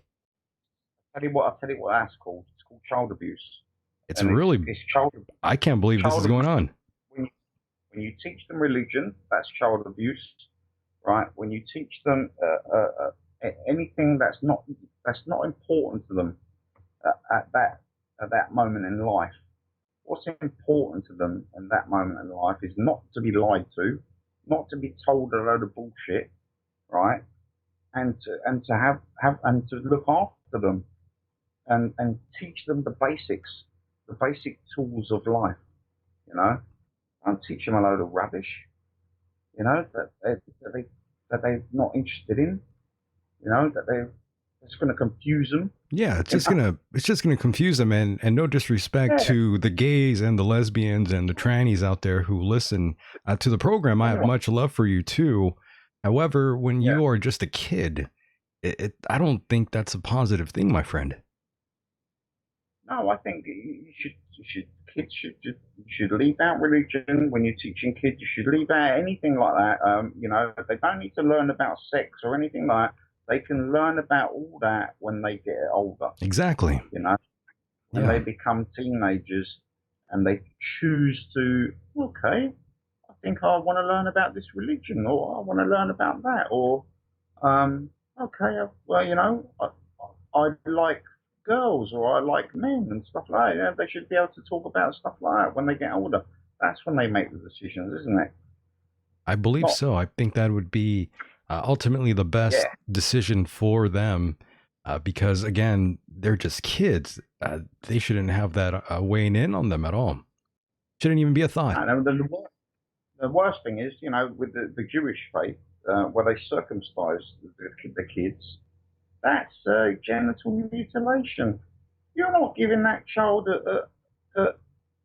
you're cutting his foreskin away. I mean, that's the ultimate abuse, isn't it? It is I really. mean, Save your foreskins. taking a helpless child and you're taking a knife and you're cutting part of his genitals. I mean, I can't think of anything more disgraceful and disgusting than that. You know, it's just awful. And then I think they do the same in the Islamic religion to the girls, To the women. genitals, like to the women. Yeah, yeah, yeah. Again, Good Lord. all to do with religion, and it's just that shit should be banned. All the evil stuff should be banned. I don't think that a religion, if you're a good religious person, then religion works. Yeah? Yeah, But if you're a bad religious person, then it's fucking evil, isn't it? it really Then is. you get Yeah, because then then you they get try people like, to they try to justify their actions through the Bible or other means. yeah, you end up with your Charles Mansons, people like that, you know, your Yes, Ted Bundys and stuff like that. That's what you end up with, um, you know. And you get a lot of these evil people that hide amongst the flock. You know? They will be hidden in plain sight. You'll find the most evil people in a religious society, you know, 'cause that's where they hide. They're hiding in plain sight, yeah, you very know. judgmental. A lot of religious folks I've met over the years. Mm, yeah, yeah, they are. But you know, what can you do? Everyone's free to choose and believe what they want, aren't That's they? You true. know. And with So everyone should be able to choose that, but nowadays it seems like places like the internet are starting to police certain things like Facebook and YouTube and uh, more or less now, I believe 8chan is being looked down well, at now. I People are heard trying to that. close 8chan down now. I heard that Google has got more information on people than the FBI and the CIA put together ever did. No, I agree with you on that one, no doubt. Yeah, they know more about anyone than those government agencies. It's just funny. It really is. It's But remarkable how that happens. But Google now has become probably one of the most powerful corporations in America. And that just goes to prove that corporations have just dwarfed government here in America. yeah, but they are fucking intrusive. Very Like Google intrusive. and Facebook, they are intrusive. They totally don't value your privacy. Not in the slightest. You know, it's really bad. You know, I mean it's just another name for I don't know, Facebook's police book, isn't it? Let's face it, or snitch book, isn't it? You know, it's just someone writes something on there, and to have someone arrested for something that they've written on Facebook, it's just ridiculous. It is. It really is pretty awful to see that. And of course, Facebook is not having a good year this current year right now with Mark Zuckerberg facing all sorts of different problems with what he did or didn't do behind closed doors.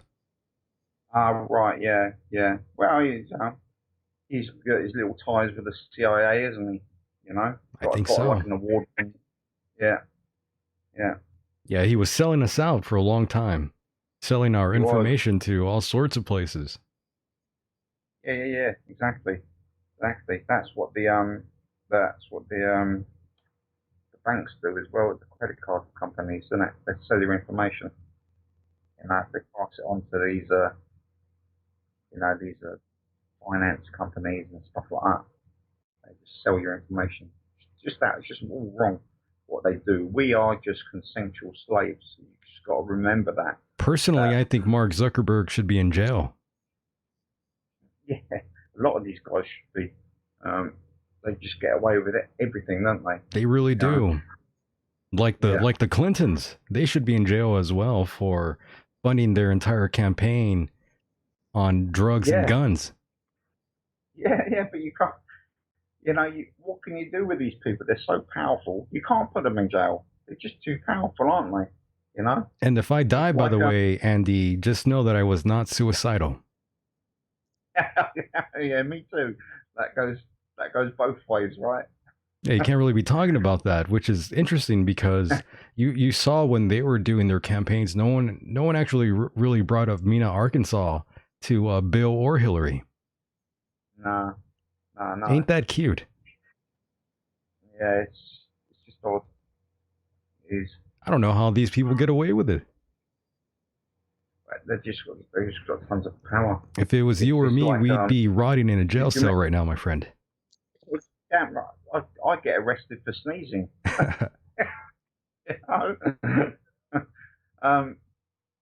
Remember Margaret Thatcher, the Prime Minister of the England, fronted the Falklands War. Her son, Mark Thatcher, he funded a coup with an ex-SAS guy called Simon Mann, and they ended up getting caught. This Simon Mann and a few other mercenaries that they hired, and they ended up getting caught by Equatorial Guinea. That's the place they were trying to take over the country. So they were going to do a coup against the country, and they were jailed. And Mark Thatcher just completely pulled him to that. He should have been arrested and put in prison for that because he was selling guns and all sorts of stuff.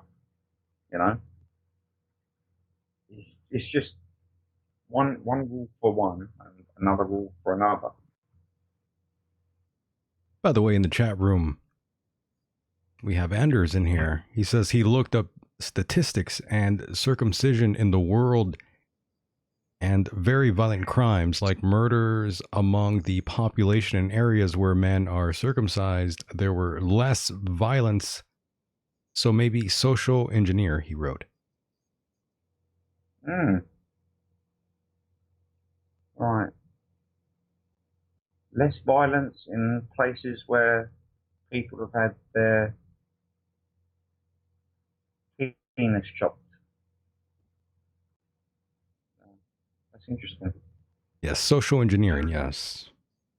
Yeah. Well, that's a very strange statistic. I'm not sure who went around and, actually looked at guys, Difficult one to prove, wasn't it? Yeah, that's that's a pretty strange one there. No. Are you circumcised? No. Okay. That's hilarious. No. You circumcised? Yes. Okay. Right. Yeah, that's a very strange one. I guess I'll take your word for it then. Yeah, that's a study I don't want to know firsthand, if you know what I mean. Yeah, no, you wouldn't want to be part of that, would you? Yeah, I'm cool. I'll take your word for it, my friend. Exactly. So we are coming to a close very soon here, and I just wanted to get your take on our president, Donald J. Trump, and what the citizens in your country say about him. Usually we don't really get too many different takes on our boy. Well, personally, Trump is the better one of two evils that were running for presidency. I'm gonna have to agree. Yeah. If you got Hillary Clinton, America would be fucked now.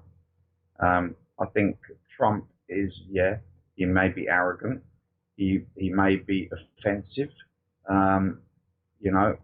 He may say the wrong things. I don't think he's a good speaker. Um, he comes across.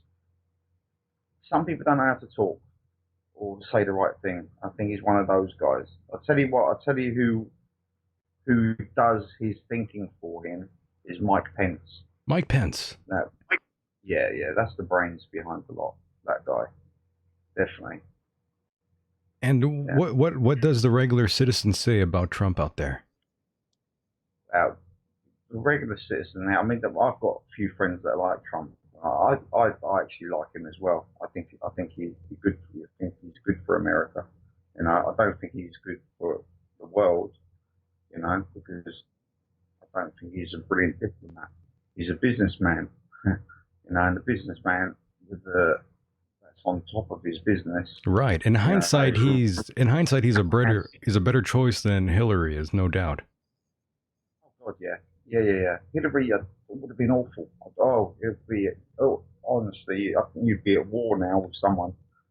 Most likely, man. That's what I fear the most. That we probably would have been involved in some sort of major war if she was on the chair. Yeah, there would be. Yeah, there'd be all sorts of changes of law and stuff like that. It would have been awful with her. She's just a mad woman. You could see it in her face.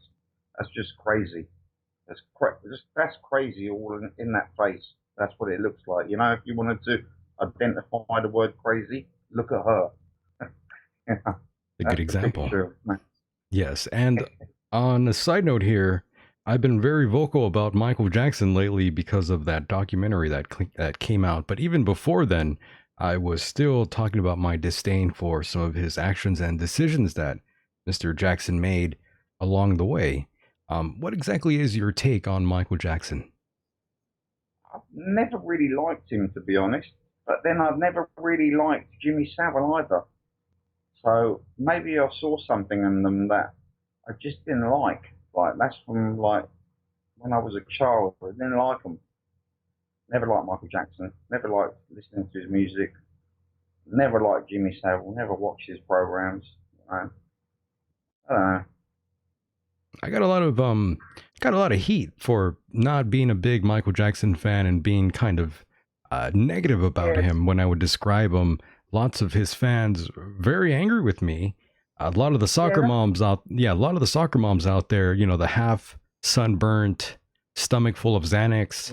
They didn't like my take, but that's because they don't want to believe it. They've got their own image of. It's the same as like Elvis Presley as well. Elvis Presley, right, was a bit of a pedo as well, wasn't he? He sure was, yeah. Right? But no one wants to believe that. But if you look at it, and so was who's the rock singer that came to England with his wife, and she was just 12 years old. Jerry Lee Lewis. Jerry Lee Lewis, that's it. I think that was his cousin, right? Yeah, and he thought he'd come over to England and everything would be fine. He came over to England and he got booed off the stage, didn't he? Yeah, that's he married his 13-year-old cousin. Yeah, and I think Elvis Presley did the same with Priscilla. I think she was about 13, wasn't she? I think 14? She was. Yeah, I think she was only 13, my friend. Holy hell. Exactly, yeah. So, you've got these people that do this, but because of their fame and their power, supersedes the badness that they've done, doesn't it? Oh, look at Charlie Sheen as well. Yeah. That guy was. I don't know what he's done. I just know he was fucked up on drugs for a long time. He was sleeping with everything. That was the problem. Yeah, banging hookers. Yeah. And boys. Is he still the same, or has he sorted himself out? I don't know. I think he calmed himself down, and I don't think he's no longer sleeping with the opposite sex any longer. I could be wrong though. Okay. Just didn't Robert Downey Jr. had a bad stint, didn't he? A long time ago, and then he sorted himself out, didn't he? Yeah, he was all messed up on coke for a while too. Yeah, then he got himself back on track again, didn't he? Yeah, back to the top. He's a talented bastard, really, that Robert Downey Jr. Yeah, he's brilliant. Yeah, he's excellent. Yeah, can't mess with when that you guy. saw him go, when you saw him go downhill, it was sad. Oh yeah. Same with Charles. The guy's funny. He is. He's an excellent comedian. And to see him just throw away his life like that, um, and not following the footsteps of his dad, who is another great actor. Right. So, Andy, we are coming to a close here, and before I cut you loose, I certainly wanted to give you the final word on anything on your mind, anything you'd like to get off your chest. Right now is definitely the time, my friend. Go ahead. Yeah, I just want to just say, if anyone's listening and they want to buy a few good books. A friend of mine who's ex-SAS has got a couple of good books out. One's called Highway to Hell, and that's about his time in training the private military contractors in Iraq. And the other one's called Spearhead Assault, and that's his time when he was in the parachute regiment in the Falklands. And my wife, she works for a major here, and he's got a book out as well, and he was in the Falklands too, and that's called Price on My Head. He was basically bomb disposal, and the IRA put a bounty on him because he was disarming all their bombs. So yeah, I've got a lot of respect for these guys, so I just wanted to plug their books. So, it's definitely worth a read. I've read them, and they're just brilliant, Yeah. Sound stories from that. So you've got Spearhead Assault, you've got Highway to Hell, and then you've got A Price on My Head. That's by Kevin Callahan, Price on My Head, and Spearhead Assault and Highway to Hell is by John Geddes. Very nice. And if anyone wants a signed copy, I can get you it. Okay? Oh yes, of course. Your book, Annunaki Genesis, you can find that on Amazon.com. Yes, go ahead and search there. Andy Jardine is the author and the gentleman you've been listening to here on the program. I've been enjoying our conversation greatly, my friend. Yeah, me too. It's always a pleasure to speak with you, Michael. You really know how to sort of bring up the subjects and get into the root of the conversation, So I appreciate it. It's always a pleasure, mate, and I look forward to the next time if you invite me again. So no doubt. Great. Yeah, we'll do it again, my friend. I want to thank you again tremendously for spending your time here. I know it's a little late there, or early, but again, really do appreciate it. And 7 o'clock. okay, That's my breakfast. Yeah, not too bad. All right, my friend. I hope your fans and yeah, I'll speak to you soon. Take care. Yes, see you on the other side, my friend. Take care. Take care, mate. Bye bye. And there he goes, folks. That was a great guest there, Mr. Andy Jardine. You could find his book, Annunaki Genesis, on Amazon.com. And of course, before we part ways, definitely want to thank all of you for being here this evening. I also want to thank everyone that joined the chat room. That was pretty fun. And of course, before we take it home, much respect to our international listeners out there in Germany, the UK, Spain, Brazil, and Canada. I would also like to thank Deprogrammed Radio, coming right up, and the Fringe FM. Very nice boys and girls out there. And of course, very nice boys and girls in the chat room. Love seeing you there. I'll see you guys soon. Oh, and before I forget, on Tuesday, that's when Benjamin Fulford will be here live and direct. I do apologize for him not being here tonight, but we have rescheduled, and we'll get the job done, I promise. I'm Michael Decon, and with that said, the world is a mysterious place, and life itself is a mystery. Until next time, good night, everybody.